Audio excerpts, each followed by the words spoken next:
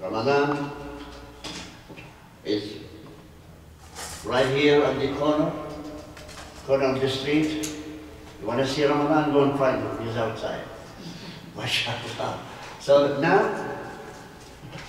what I'd like to share with you some more information about Ramadan, specifically Laylatul Qadr. Most of us, I said this before, but I'm going to repeat it because really, culture is dominating our Islam. The culture of each one of us is dominating more of Islam than Islam dominating the culture. Why? Because most people now, they start to be nationalistic. You're from Pakistan? Pakistan is number one. You're from Palestine, Syria? Syria is number one. You're from Kenya? Kenya is number one. But what connects all of us? Islam. Why do we have to label? I am a Muslim. Yes, when you ask me where did you came from, that's fine. I came from this land or that land, that's fine. But your identity should be what? Islam. Muslim. You are in Canada. How many of you are citizenship? You have citizenship. You have what? You have citizenship? You have citizenship?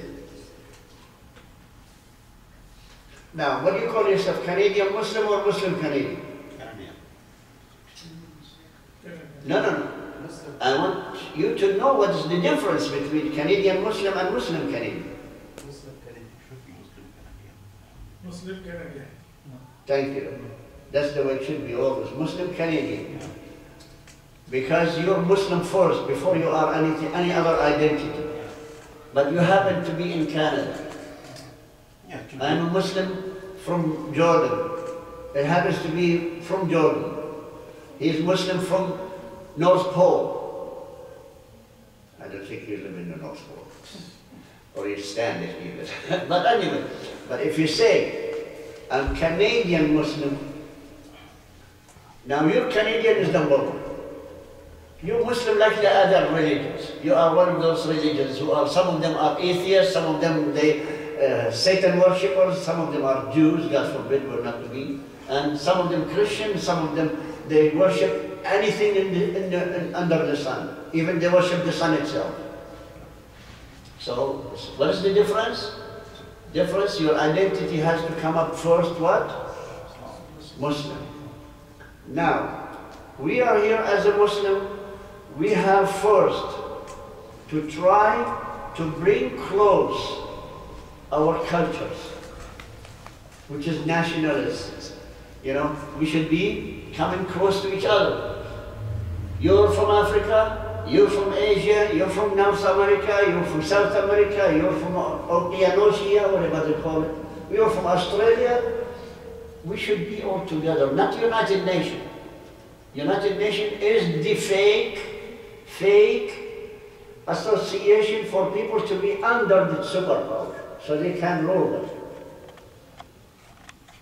They do have no function whatsoever except, yes sir, yes master, yes master, yes master, and that's it. Muslims, they don't follow that rule. We should be all under one banner. The banner is Islam, and Prophet Muhammad ﷺ is the role model for this ummah. And again, the ulama, the sahaba are the leaders, the teachers, the trainers, and then the tabi'een are the followers, the tabi'een also followers of leadership, and then the scholars. The flagpoles of this ummah are the scholars. The scholars, we have to believe in those ones because one of the signs of the day of Qiyamah, people are not respecting people with knowledge. Why? Because everybody thinks, I have more knowledge than you are. Who are you? I can be better than you, and so on. This is the attitude of the majority of the Muslims. Who is this guy? He just came from Arabia, thinks he knows better than all of us. That's the old attitude. This guy came from India. Well, what he knows about Islam? See, we start degrading each other. In the meantime, the early Salaf Muslim, the early real Muslims, used to travel on foot. When they hear one scholar is having a class in one area, day in, day out, they used to travel in thousands to go and listen to that person. Imagine us, everything is under our nose, but we still, who is this guy? He's coming from Pakistan. Who does he know? This guy came from Africa. Who does he know? This is our arrogant system of looking at others. This is the exact attitude of shaitan, of Iblis. When Allah subhanahu wa ta'ala created Adam, what did he say? Is this guy from mud, you know? If Allah give me charge over him, I'll destroy him. If Allah give him charge over me, I'll disobey. That was before even Adam had a life in him. Imagine. So we are inheriting this quality from Iblis. So please, when you look at me as your brother and equal. Never ever look down at me. I'm doing the same thing, and you do the same thing. Look at each other as equal, support of each other. Look at each other with pride. I'm proud to have you, my brother. Not you proud of me, I'm proud of you. Not expecting you to say, I know Abu Yusuf, he's my brother. No. First, hear it from Abu Yusuf that I'm proud to have you as a brother. See, this is my point. My point is, each one of us should be proud to have a brother Muslim around you. See, one of the best mercy of Allah subhanahu wa ta'ala for this deen, this Islam. You have mom and dad, right? You have a mother and father. Okay, but you have a father also. It doesn't matter if he's alive or not. I'm saying, each one of us has a mother and father. Do you have brothers and sisters? How many? 5 brothers, 3 sisters. MashaAllah, MashaAllah, MashaAllah. You think I have too many? No. Okay. How about you? 4 and 4. MashaAllah again. How about you? You'd have to think about it. I do, because my dad had 2 wives, right? And then That's stepkids fine. too. They're all brothers, doesn't matter. We weren't close. But I have 5 brothers, 1 sister, and I think like 2 stepbrothers and like 3 or 4 stepsisters. MashaAllah, MashaAllah. Extended families, MashaAllah. The blessing of Allah on all of your families. The reason I'm asking the question, I want to give you better news than that. As a Muslim, they are not enough. For you to be a Muslim, this number of your members of your family, brothers and sisters, stepbrothers and stepsisters, they are not enough for you. Allah wants to give you more blessings. He gave you 1.5 billion brothers and sisters all over the world, from every country. I'll tell you this story. I know this man, when before he died, he had 1 son only. He's rich.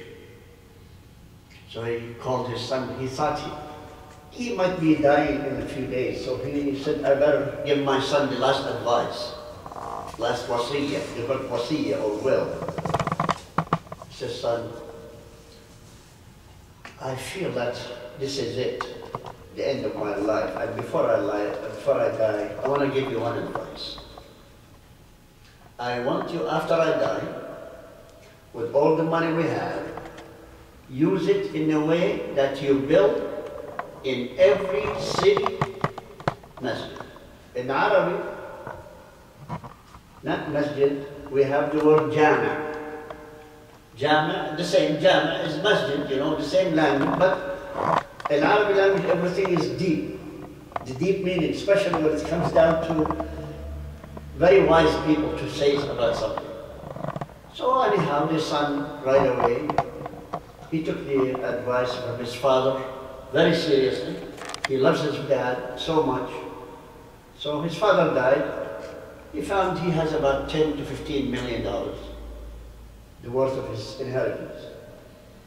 So he put his slaves, okay, he took the map, okay, Toronto's here, next is Markham. He went to Markham, built a masjid. This side here, Pickering, he went there and built a masjid. North here, he saw Barry, built a masjid. West, Mississauga, Windsor, and so on. Let's say exactly the same as if this country has those cities. So he kept building masjid and everything, and then suddenly he checked his bank account, if it was a bank account. But the money, he found zero left. Imagine, son of a rich family, suddenly he found himself, he used everything. He's fulfilling what? His father's wasiyah, or advice. Now, when he discovered that he's broke, he has nothing, nothing even for his own living. So he came to one of the masajid, he's asking for, you know, I cannot find food to eat, you know, I need your help. So they used to give him until his uncle showed up. So his uncle, when he heard that his nephew was begging, amazing. My brother, he's built multi-millionaire and his son is begging for money, for food. You know, it's, so he came to see him. He said, what's going on? He says, this is what happened when you fulfill a wasiyah or advice of your dad. He said, what do you mean? He said, he asked me to build in every town masjid, in every city masjid, jami. The uncle, smart too, wise too. So he put his shoes, one of them, and he kept banging him on his head, on the boy's head. Why you hit me? Why? He says, you stupid. Your dad is telling you to build a jami. Jami in Arabic, someone يجمعك به. Yajma, it means a friend, a brother. The money you have, travel there, find a person, and treat him well until he's your brother.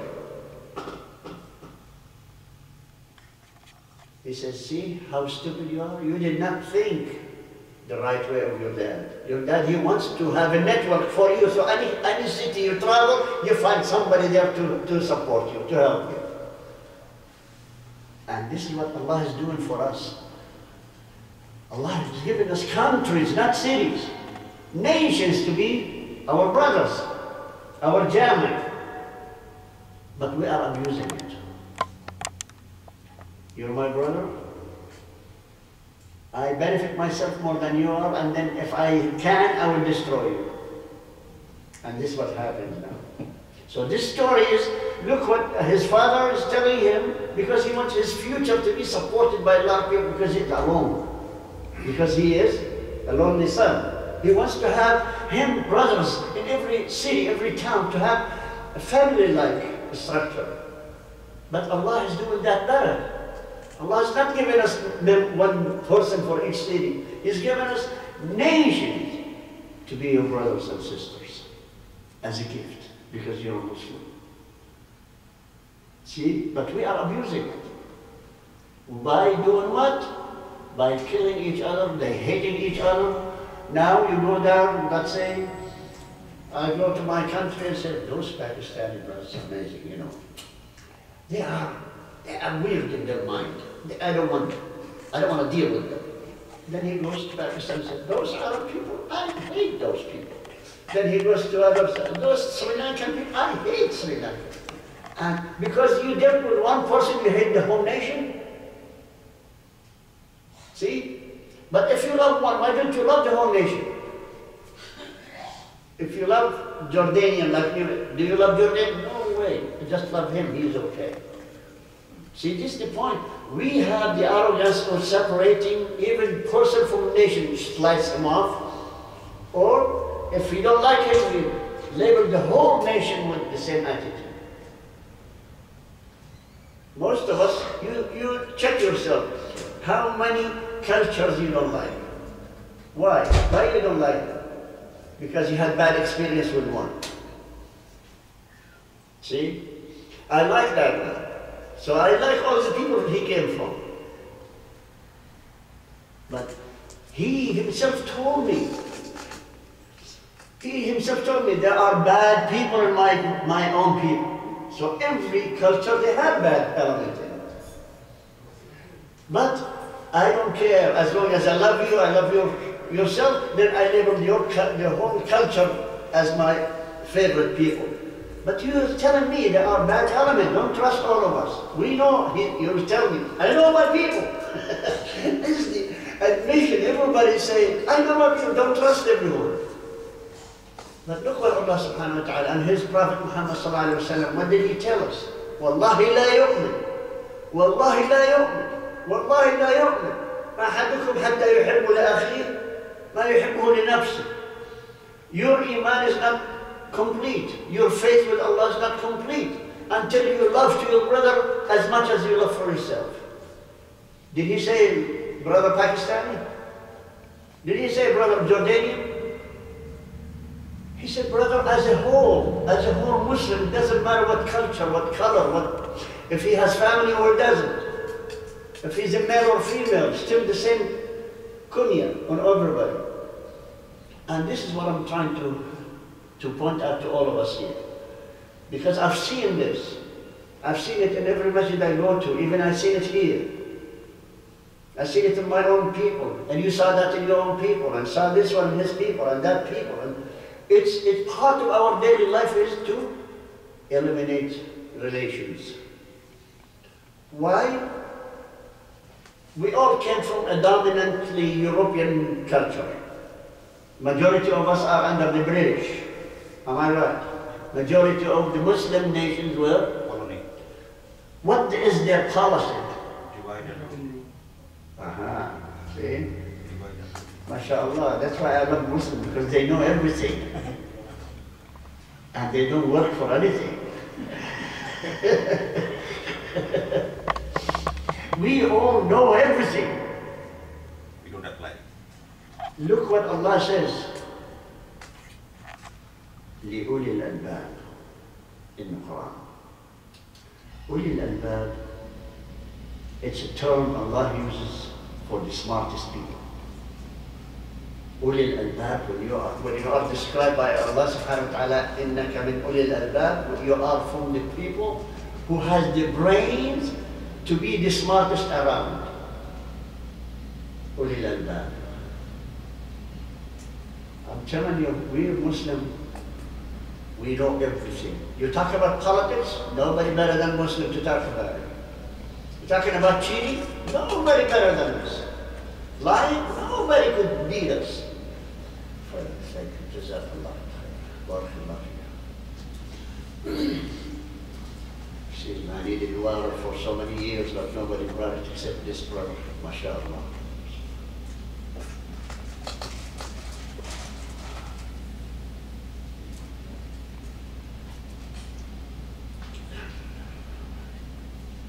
So, I said this before in different occasions, in different messages.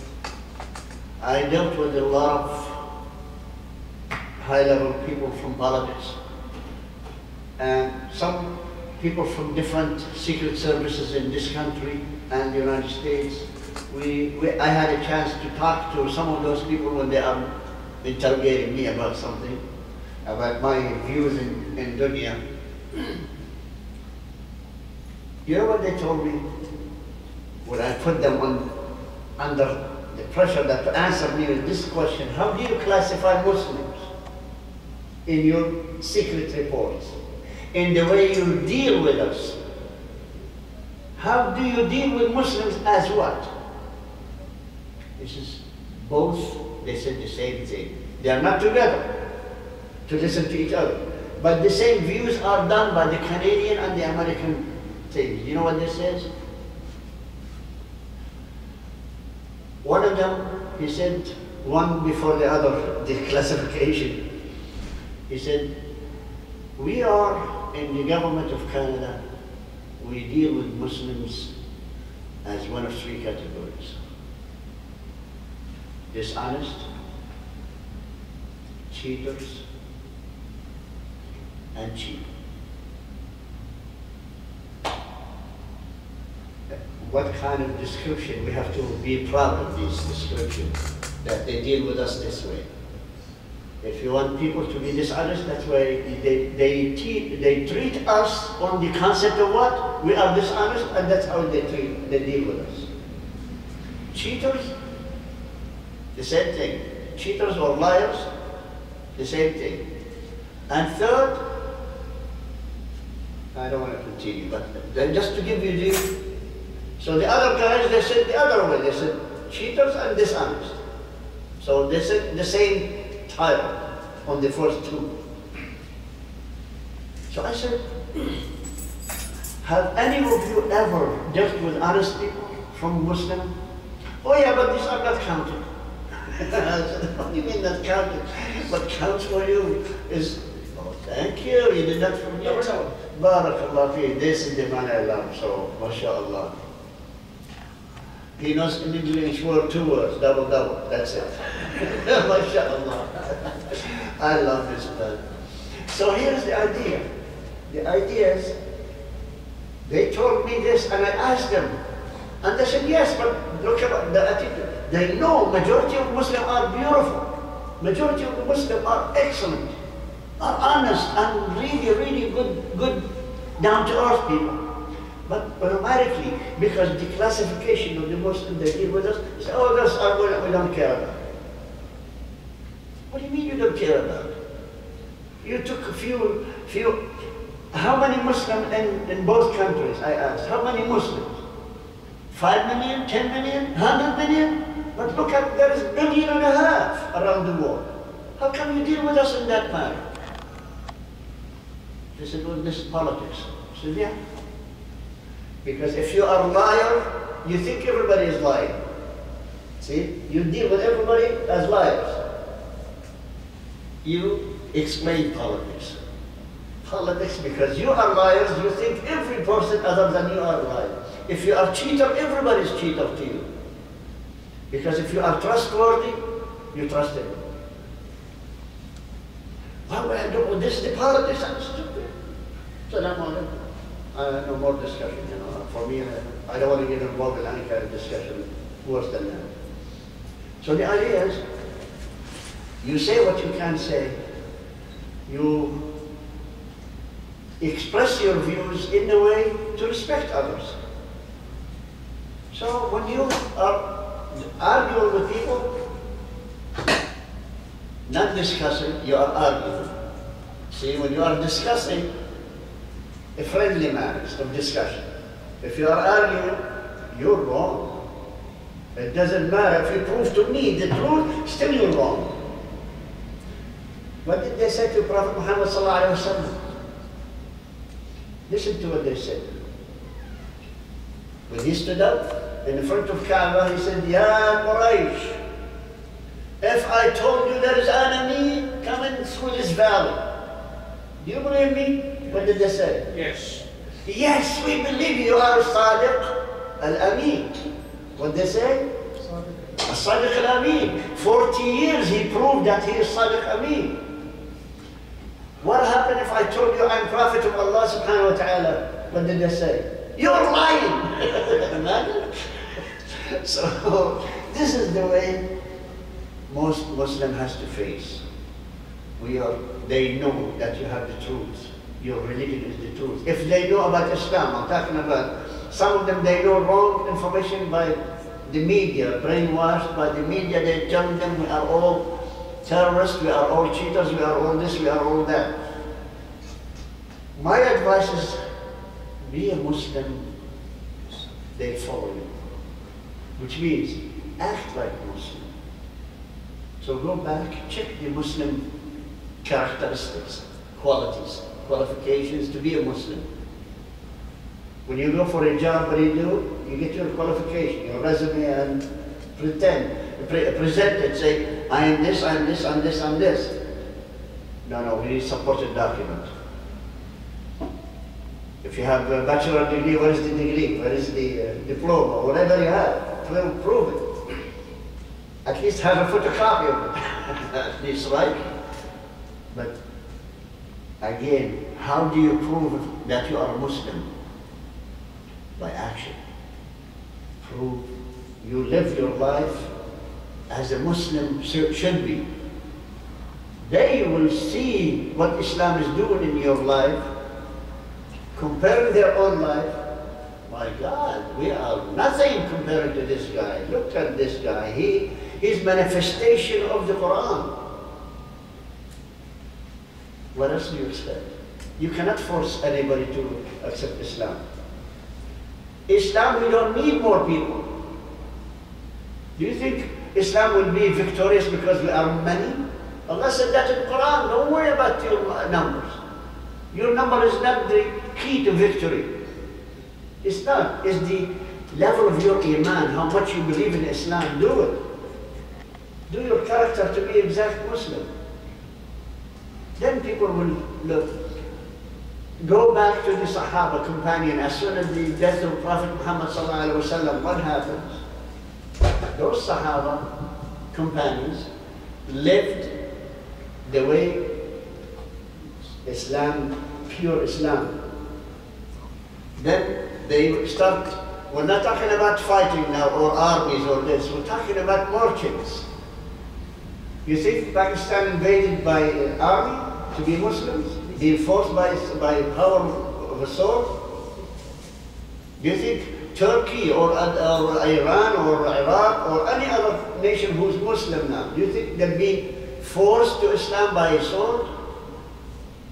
The only thing, the first confrontation with those empires, because they don't want their people to know the truth, because they forced the people, the Roman, the Persian, and the Coptic, you know, the Coptic of Egypt. Those people, they don't want their people to know the truth of Islam. That's why they killed every messenger came with the message about Islam. Then the confrontation happened. As soon as the armies are defeated, the people themselves, they accepted. They didn't see any kind of massacres from the Muslim army. They did not see any destruction from the Muslim army. Why? Because Islam said, do not kill an old man, do not kill a boy, do not kill a woman, do not cut a tree, do not destroy a masjid, a church or a synagogue or a place of worship. Do not, all of those ones. And they didn't do it. They honored it. Then, when the wars are over, your country received few of those Sahaba came in as merchants. My country, yours, everybody's country, they came to your country as what? Merchants. But the people, when they are being oppressed by their leaders at the time, rulers, they saw this kind of people. Is it possible a human could be honest that much? Because they never seen honest people fall. They never seen people who are cheerful, who are fulfilling their worship in a manner without forcing anybody. So people used to see and wonder, what kind of religion is this? We lie, we cheat, we steal, we kill, we do this. Those people are not, and they are so peaceful, and they are so happy. So they start asking, your nation, your culture, your people, and mine, and everybody else, start asking those people, where do you come in from? What kind of religion you do? Because usually on those days, and even until now, if they see you wearing a certain way of clothing, they say, what kind of religion is that? Even they know Mr. Google and Mr. Yahoo, they get pictures from all over the world, but still, they need to know more when they see a person who's good. Good in nature, honest, straightforward, not crooked, no lies, nothing. So people, those Sahaba companions, they came to represent Islam the right way.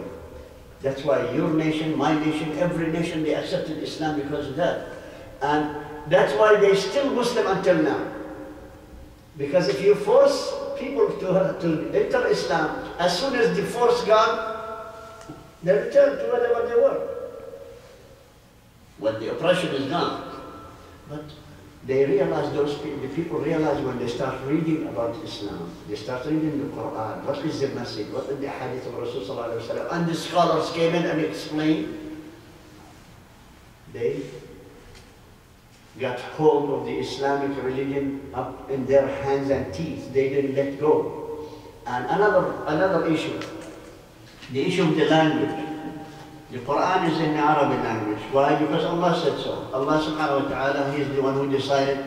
If you read Surah Yusuf, if you read Surah Fussilat, if you read 10 surahs of the Quran, Allah mentioned why I brought this Quran in Arabic.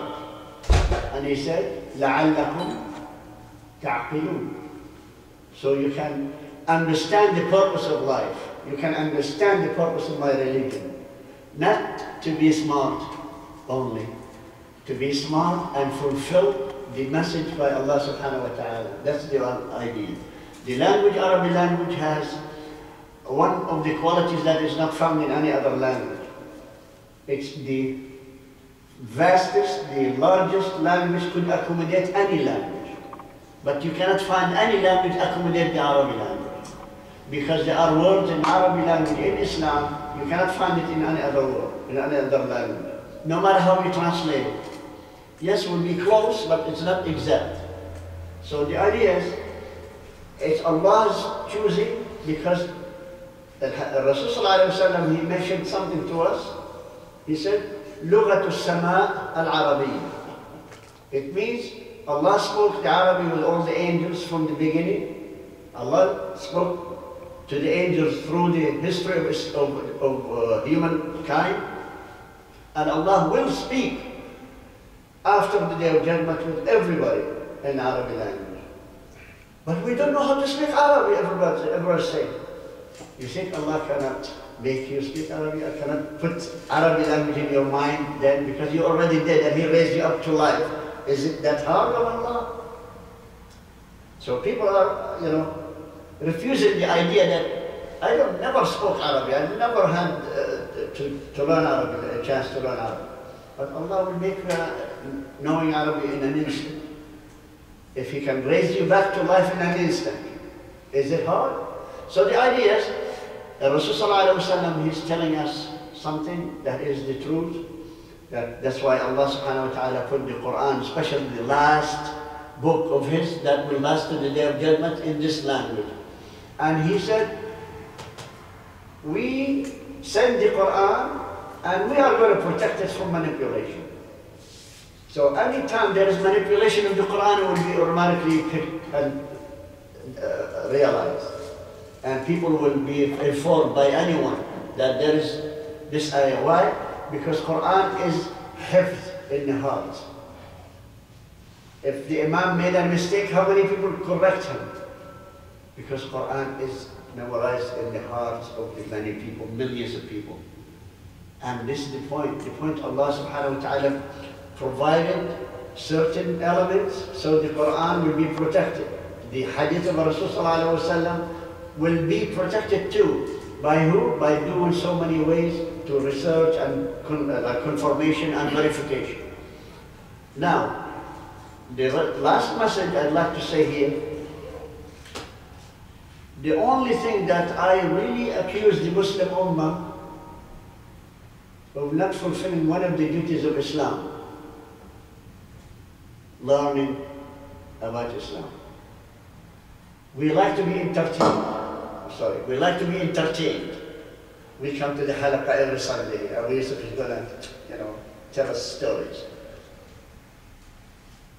But if you fulfill Islam the right way, as the Rasul sallallahu alaihi wasallam, he said, طلب العلم فريضة على كل Muslim.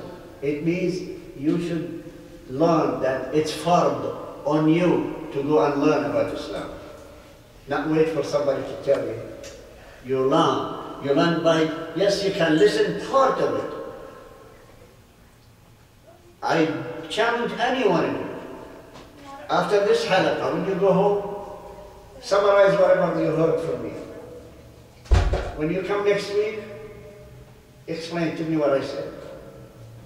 I challenge you, if you have 5 or 10% of the halaqah, of the material I mentioned here, if you can bring that up. 10%, you might not even bring that 10%. Why? Because your memory is gone. You forget. But if you start learning and writing, it's there, here. Look how many things I wrote down. This is there. No matter how I forget, it's there. Every time I forget, I go back there and read it.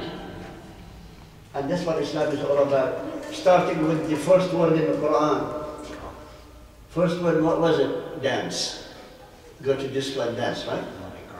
Is this the first word was revealed in the Quran? It was Iqra.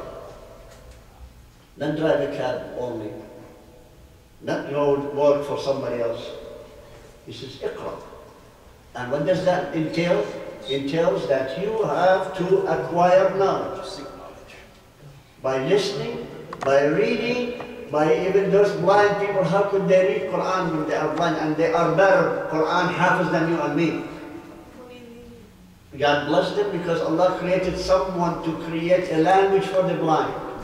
It's called brains. You know, those when they check with their fingers the language, they can read the Quran better than you and me. This is what Islam is all about. So I encourage myself and you, please, don't waste a day without learning something new about your Islam. Every day, dedicate at least half an hour to read Quran, tafsir and hadith. Every day. If you don't, 10 years from now, what are you going to learn? How much you increase your knowledge? Entertained by Abu Yusuf, yes, you get laughing and you get listening, mashallah. As long as he's telling a story, I don't have to worry about it. But if you dedicate yourself, believe me, there is a good taste. You will enjoy the taste of learning. When you read and start learning, oh my God, I didn't know that. When you read, oh my God, I didn't know that. Every time you discover something new that you never knew before. If I ask each one of you now, what is the hukum of salah, of zakah? Oops. This is the mystery to a majority of the Muslims. Isn't it? If I told you, how do you size up the zakah? You know, how do you pay your zakah? Well, I ask the mufti or Google, whichever, Uncle Google. This is, I think they're Muslims. When you have hukum over brothers and stepbrothers in inheritance, well, I don't know, I'll ask the mufti. See, this is why Muslims are jahil. That's why we've been manipulated as people, because of jahil. I could brainwash you all with something bad.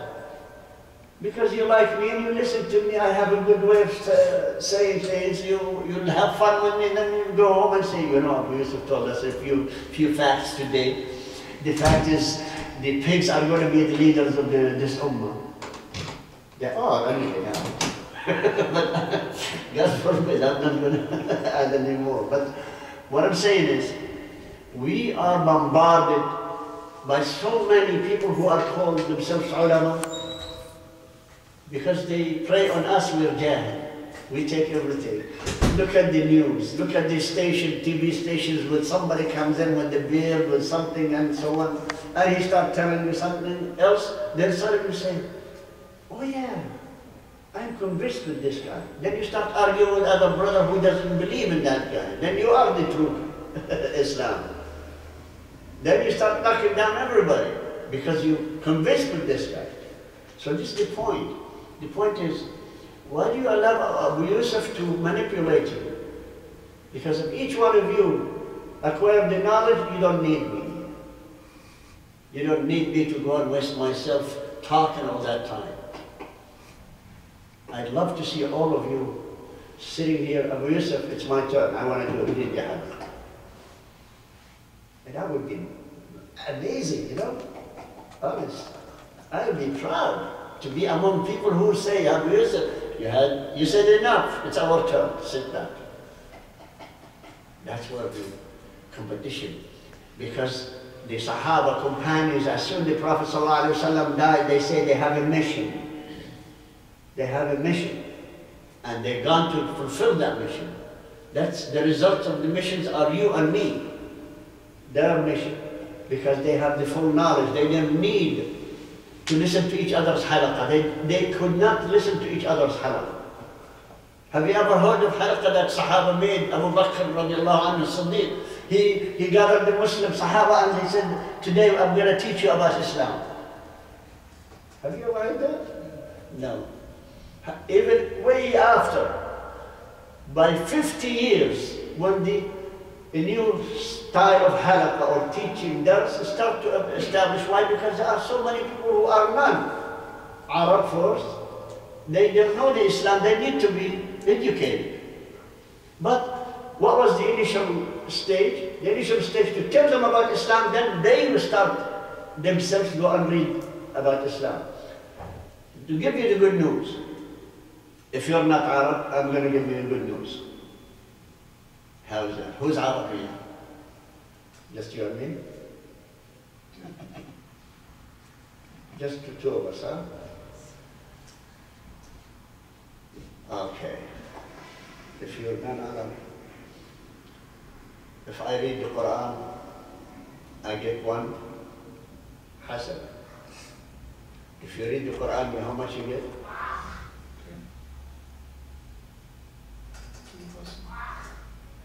That's one. Second, if I did not teach other people about Islam, I'll be charged with bad deed, sin. Why? Because I know how to read the Quran. I know how to make tafsir of the Quran. For you, you don't. Why you do get 2 hasana when you read the Quran? The Rasul ﷺ said, see, always we bring evidence where it was said. The Rasul ﷺ said, Al-Mahir بقراءة القرآن يعطى حسنة والذي يتعتع يعطى حسنتين. Which means, Mahir, which means the person who is excellent in Arabic language, which is Arab, they read the Quran, they understand it, they don't need tafsir, they don't need anybody to explain it. But the person who is trying to read the Quran and he has problem with the language, he has still struggling, Allah will give him for the Quran and for struggle hasana each one. So who's luckier, you or me? You are. This is the good news. If you are non-Arab, that's how you're gonna get. You get doubles if you read the Quran. You understand, Mr. Madhat? If you read the Quran, you get 1 hasan. If they read the Quran, they get 2 hasan. That's one. Second, Allah subhanahu wa ta'ala created this ummah, and then there is a new mix. It started with the pure Arab, expanding with a few elements like Bilal and then Salman al-Farisi and Suhaib al-Rumi, those some of the Sahaba companions, integrated slowly. And then when the expansion happened to teach Islam in different countries, neighboring countries, they came to Islam, and then Islam started to grow until now we are 1.5 billion and more. All through the history, who think the scholars were? I'll give you the information. The scholars of Islam, now we are looking back, 60% of the scholars that we follow, non-Arab. How come? Arab is about 40% of the scholars. Which everybody expecting the Arab only, the ones who are scholars. No, because those non-Arab who commit themselves to study and read and know everything, they excelled. From Bukhari, you remember Bukhari? Is there anybody known name better than Bukhari after Muhammad sallallahu alaihi wasallam? Is he Arab? No. Why?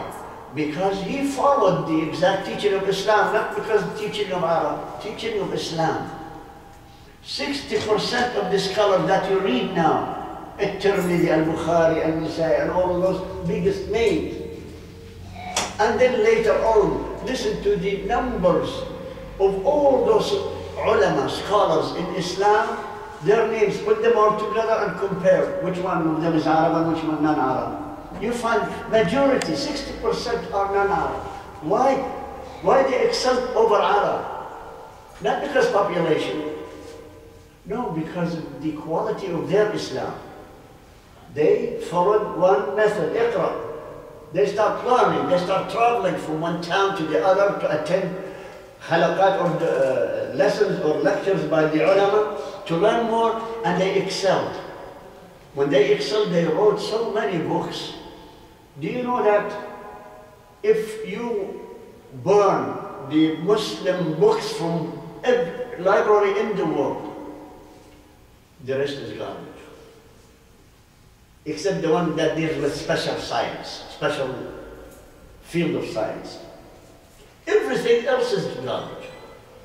If you burn every book that deals with Islam, because they represent almost 80% of the materials in all the world's materials of books. Look at here. Take the ones translated to English.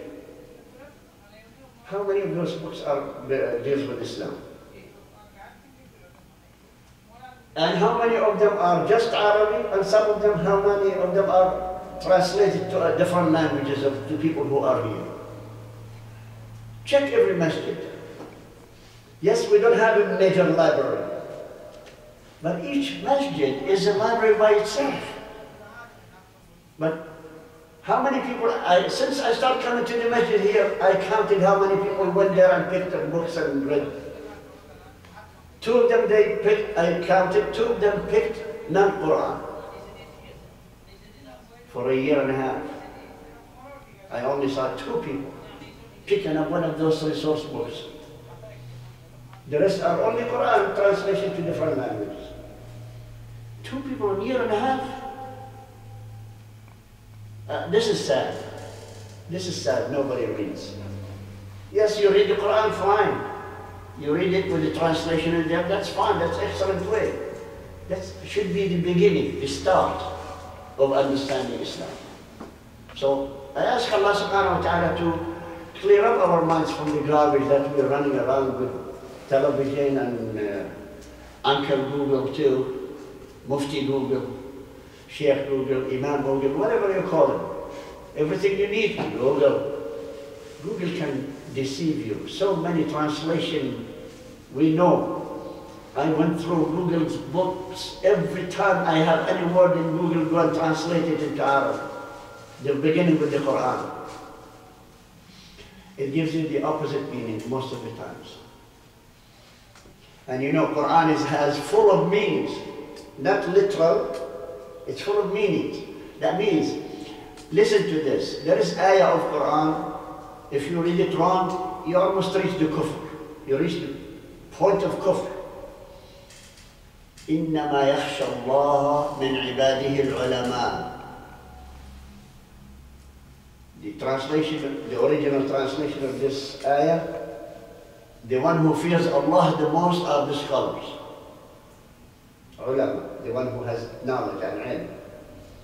If you read it this way, إِنَّمَا يَخْشَى اللَّهُ مِنْ عِبَادِهِ الْعُلَمَاءِ, that means you're saying Allah is afraid of those scholars. Look at the translation.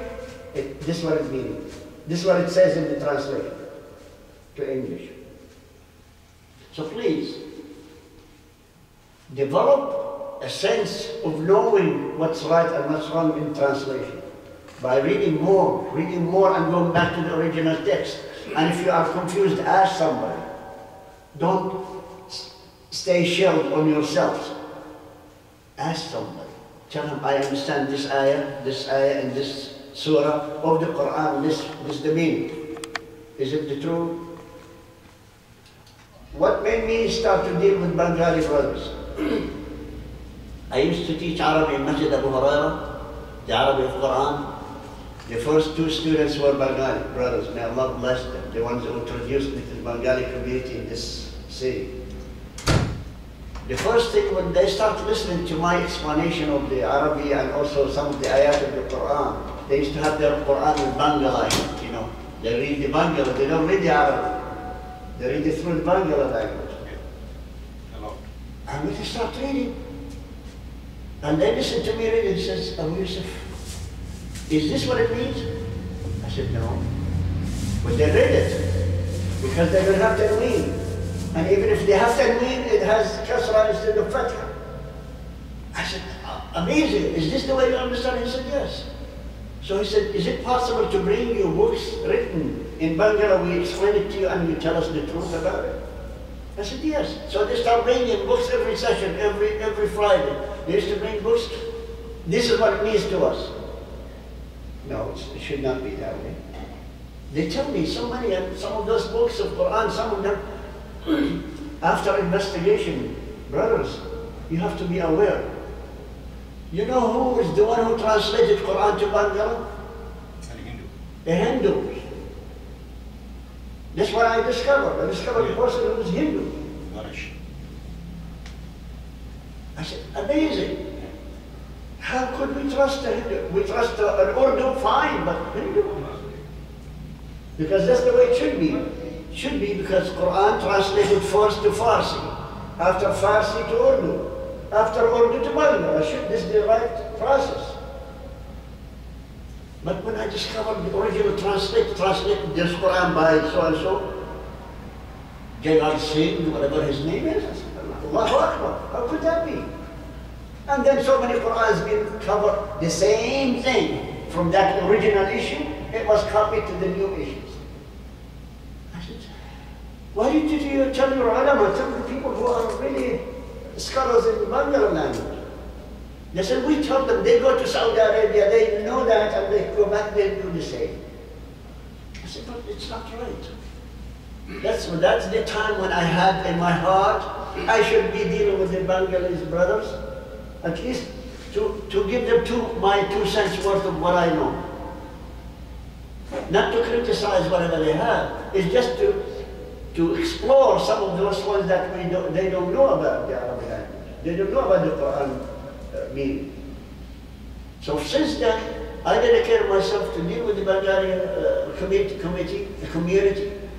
I started to go to their family nights gathering in Toronto. There are 3 family grouping. One of them is in Gradenhall, which is York Mills and Downlands. The other one is on Orton Park and Lawrence. And the third one, when it used to be Masjid Quba, before here. And when Masjid Quba, the people of Masjid Quba, they introduced me to the people here, and then I agreed to come here too when they closed the Masjid Quba. So I felt myself, I should be involved more and more with these brothers. And then I came here and saw the faces of the few brothers here too. I get to know the faces here, mashallah. They are not Bengali, but still, I love them like Bengali too, inshallah. He said to me, don't laugh too much. You're competing with me. No way, nowhere near. Anyhow, but Jazakallah khair. But the point is, we should be emotional about certain things, that we should not be, callous. When we see something wrong, we have to try our best to inform others about it. And I ask Allah subhanahu wa ta'ala to make it easy for me to deal with this hard-headed nation. Bengali are very hard-headed, mashallah. Am I right?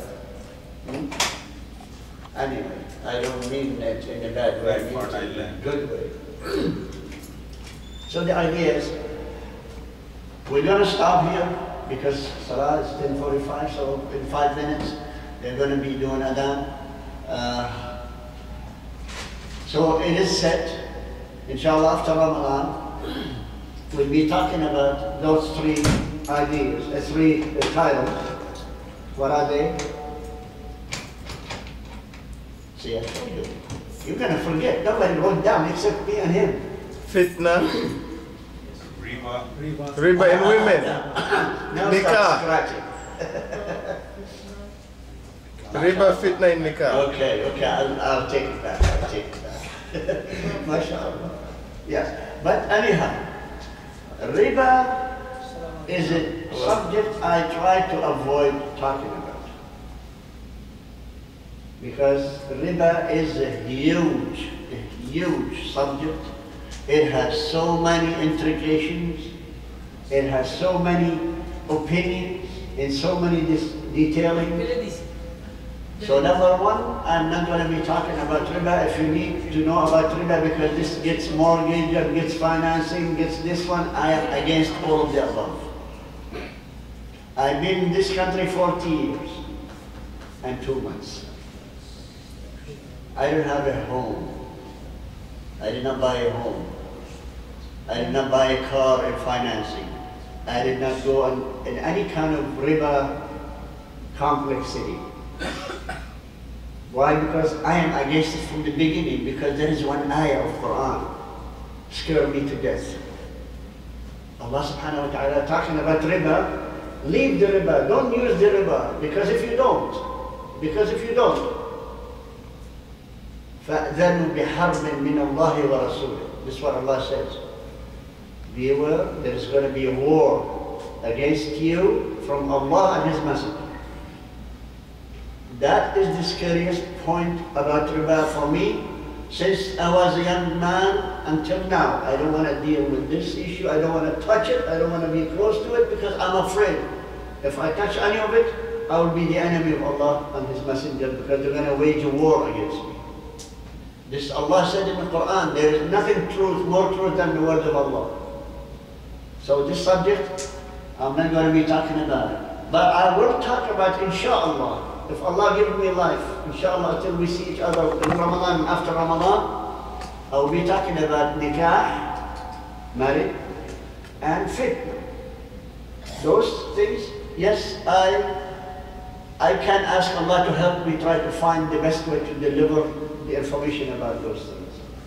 So pray for me, pray for each other, and thank Allah for each other, because as you know, it's a gift of Allah subhanahu wa ta'ala that He gave us 1.5 million brothers, 1.5 billion brothers and sisters free of charge. Because Allah says, you're a Muslim, your family members, brothers and sisters at home, they are not enough for you. Are not enough for you.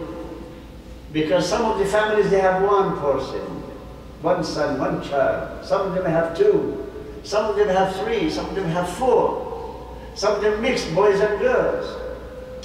And these are facing elimination at any given time, like death. Death in the family. It's a part of consoling each one of us from Allah subhanahu wa ta'ala. If you lost a brother or sister from your own family, look how many you still have. Look how many you still have. When you have a janazah, look how many people came for your janazah. Those are extra brothers and sisters that I gave you. Look at when you are sick, or any of your children are sick, how many of your brothers and sisters, they came to visit you.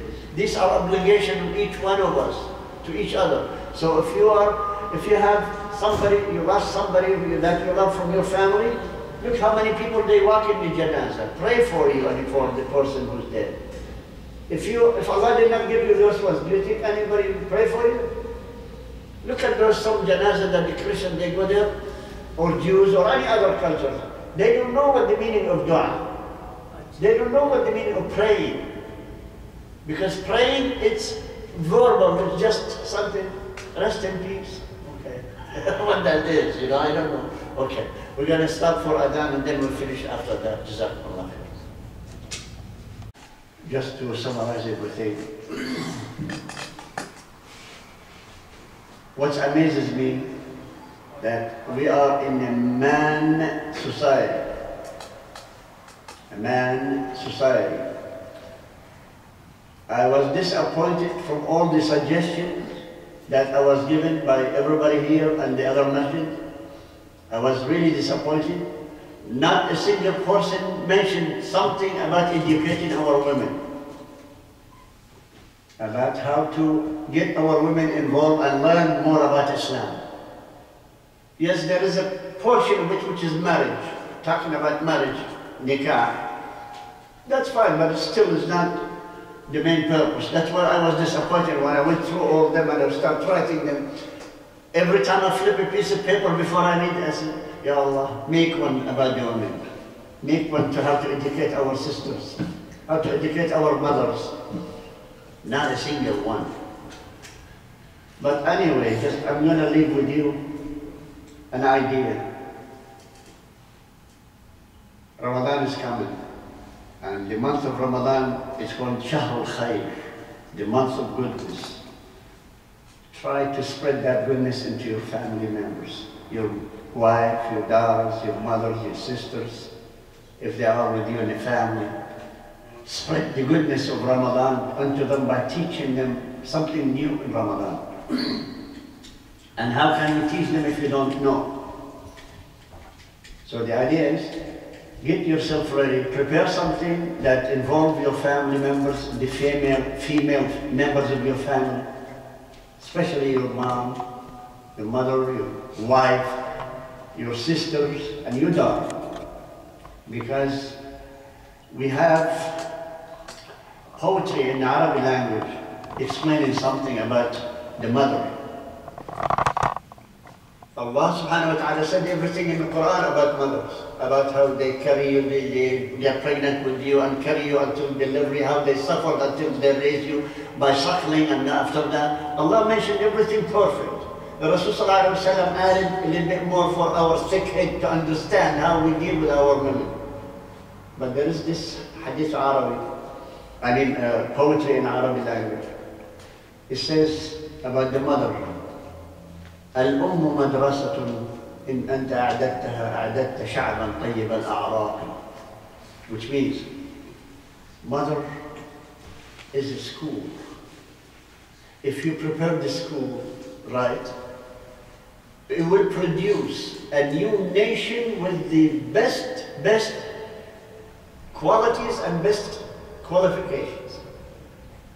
طيب Allah, the poet, he said, طيب الأعراق. طيب الأعراق, it means, the word طيب in Arabic is the purest of pure. This is what it means when you say طيب about anything. So the whole idea is, if we can prepare any mother, including your mother and the mother of your children, or your sister as a mother, and your daughter when she is a mother, if you prepared something for them to learn how to raise their children, the next generation will be better than us. Because look at us, we are ignorant. We are not learning about Islam. I'm sorry, I don't mean it in the harsh way. I mean it of the factual, that because we are ignorant about our deen, this is happening to us.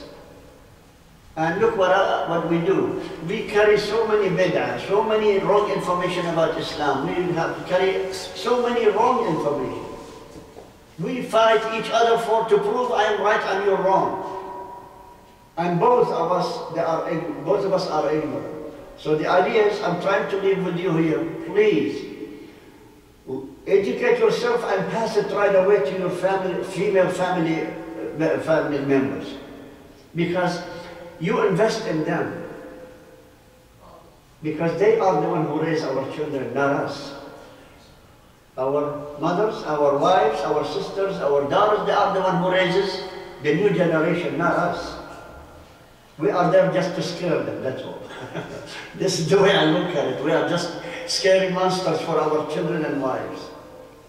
But we should deal with our wives and our daughters like Rasul sallallahu alaihi wasallam. He said, خيركم خيركم لأهله وأنا خيركم لأهلي. The best among you, who is the best to his family, female family members at home. And I am the best among all of you. This is what Rasul sallallahu alaihi wasallam said. If he said that to tell us the best among you, why we are not the best? Don't you be the best among us? How about you? Don't you like to be the best among all of us? Imagine if all of us are the best. Then Allah will raise us higher level than what we are now.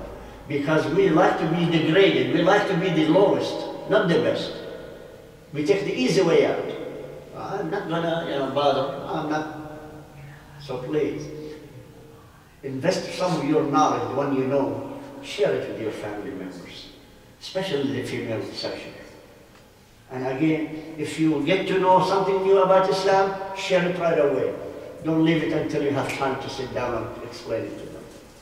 Because Rasul sallallahu alaihi wasallam, he said, لا تمنعوا إماءكم من المساجد. Don't forbid your wives or your females from coming to the masjid if they want to learn. Not only for salah, we're not talking about salah here. We're not talking about prayer.